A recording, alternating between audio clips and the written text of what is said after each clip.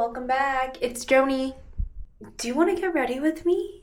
Today we're going to talk about the things that I asked myself and my partner before deciding to move in together, and I hope that it helps you. Stay tuned. It's not a crazy get ready with me day because I'm working from home, but who says we can't be a baddie at home?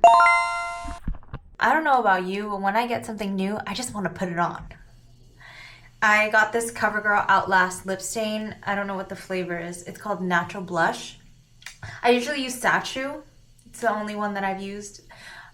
But, I just wanted to put this on and see how it looked. I don't know if I like the vibe,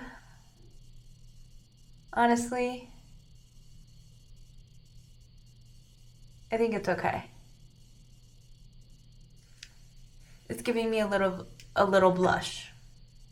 And I want to talk about things that you should be asking yourself and your partner before you decide to move in together because, girl, once you make that decision, you are just getting started, okay? A little background about me. I was living with a partner for, I think 3 years or something in my early 20s. And then we broke up in the same apartment. I do not recommend that. And then I reached the pinnacle of what any California girl moving to New York would want, which is living in her own apartment. And I did that for 4 years before making the decision to move in with my current partner. I just want to make sure you have all the groundwork to do what you want to do. We're starting with Fenty Grip Trip. So what I really want you to ask yourself as a woman is this something that you really want? What are your current goals in life? Where do you see your life going? I assume if you're thinking about moving in with someone that this is your life partner. And I'm just making that assumption based on myself. This is Denescent Myricks Universal Blurring Balm Powder. I am still convincing myself whether I like that or not. This is a thought process that I went through for myself because obviously I went through a lot of instability once I broke up with my last partner and then had to move out. I moved twice in a year, that year that we broke up, and it's New York. Nothing is for free. So once I actually was able to support myself and move in on my own, that was a really big deal for me. And the stability that you provide for yourself is something that you may not ever get back once you decide to move in with a partner, especially if you are someone like me that wants marriage and kids. Your life is only going to incorporate more responsibilities, and being a woman, it's more responsibilities of you providing for others. So ask yourself honestly, is this something that you really want? What are your life goals? What are your financial goals? Being in New York, a lot of people move in together. I'm looking for my foundation. Being in New York, a lot of people move in together because it's just easier to split finances. And honestly, it's a lot of logistics that you take out of the picture once you do live together. Pat McGrath, this has become my holy grail after all that product testing. It's kind of bomb. Pat, you're that girl. And so I would just think about, is this relationship something that you want long term? Can you see yourself living in the same space with someone? And be honest, because that might be the only time that you're able to have that conversation. And honestly, that conversation is with yourself. I would urge you to just be sitting in your own space and your own thoughts before you bring that to a friend or someone else to get their 2 cents, because that could drown out your own feelings, honest. So once you have that out the way, let's say, yes, this is what I want. I would have a conversation with your partner and think about, what are your relationship goals? Do you want to be together long term? I mean, moving in together is a big step, and typically once you do move in together, everyone's going to be thinking, Are they getting engaged soon? Are they having kids soon? Like, damn, it's getting real. So, have a conversation with your partner and talk about what your relationship goals are. This is assuming that you've been having this along the way.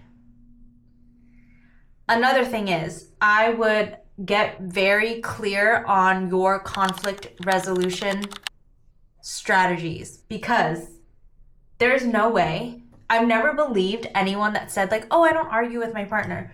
That's bullshit. Either you hold things in and you let things go way too easily, or somebody isn't telling the truth, okay?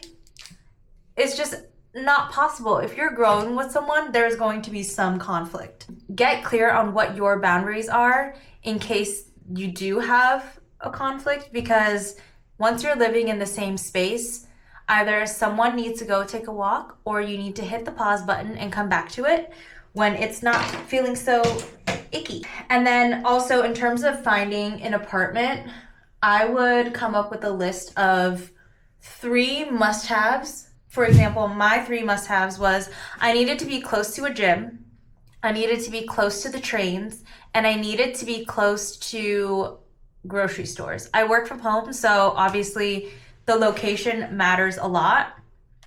Those are just some examples. I had more than 3. But when it comes to compromising, the top 3 that are non-negotiable for you, hopefully they align with your partner, but like, you know, it's also good to have 3 nice to have. So while you're looking, I use Street Easy while we were looking. You can keep those things in mind for the same reason. My next piece of advice, which may be a lot harder than it sounds, trust me, it was hard for me, is to talk about your finances, okay? I didn't grow up talking about money. It was very taboo. And to this day, I find it very hard. You hear that? I find it very hard to talk about money. And when you move in with someone and you want to do life together, you need to be real about what your finances are in terms of what you can afford and what they can afford. And so when you're in the same apartment, whether it's 50-50, whether he's paying 75 and you're paying 25, just align on what that looks like for the both of you. Because it's not just paying for the apartment, it's paying for groceries, it's paying for utilities, it's paying for Wi-Fi. All of these things, when you're building a life with someone, are very important. And if you don't have those conversations early on, it can be a point of contention when you are living together. Those are a few things that I personally thought about before moving in with someone. And I feel like those would be the biggest things that are hardest to talk about, because the other side of me is I'm a hopeless romantic. So honestly,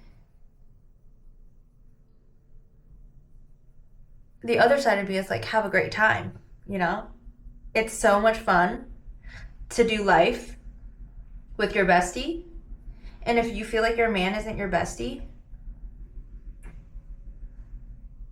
are you okay? I'm not saying he should be your number one bestie. I'm not saying that you shouldn't have other besties that are girls, because nothing replaces my girls. However, there's something so special about waking up next to somebody and actually being happy to wake up next to them. I just used Hourglass concealer. What I really want to try is the Patrick Ta concealer, because I keep seeing it and it looks amazing. Laura Mercier powder. This is the best thing. And this Sephora puff is like $6. Do you see that? I'm gonna top it off with one size medium golden. Probably not my shade right now because I'm so pale. Once you're able to talk about your finances, everything else is gonna be a walk in the park compared to your deepest, darkest secrets, at least for me. You could go into talking about how you want to decorate the house. Take some inventory. Who has what that you want to keep? And what do you want to throw away? Also, you could sell it on Facebook Marketplace like I did and make some money. I moved out of my own apartment and I didn't realize how girly all my things were until I had to think about it in context with somebody else that's not femme-leaning. I had like pink dishes and stuff and pink bed sheets.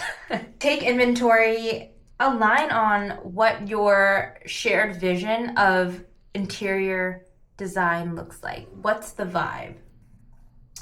And you could stay playful with it. It doesn't need to be hella serious. Like, just go through TikToks, send each other stuff and be like, I like that, I don't like that. It's not that deep, you know? You can always find pieces that you both like. And also, this is where finances come into it, is you got to talk about the budget. How much are you willing to spend? For example, when we moved in here, we definitely needed a new couch. I had an old green velvet couch from like 6 years prior. I definitely had to get rid of that. There was like a teak couch that we both loved, but it was definitely out of our price range. So then you just like talk about your budget and find some dupes. If you are looking for furniture, go on dupe.com. You can paste whatever link of the item you're looking for and it'll find cheaper dupes for you. Now there's Google reverse image search or whatever, but I try not to use AI. So yeah, there's that. I am not really doing heavy makeup today. Let's finish with this Fenty. Just light makeup for the day. I lied. I did put on a little more makeup, but on top of this CoverGirl lip stain, I put this Anastasia nude color in the middle, and then I used another Anastasia. This is more of like a, I think it's called Sandalwood, but it's like a mauve-y brown lip liner. Looks great. And then I covered it with Fenty Heat. I hope this helped. Bye.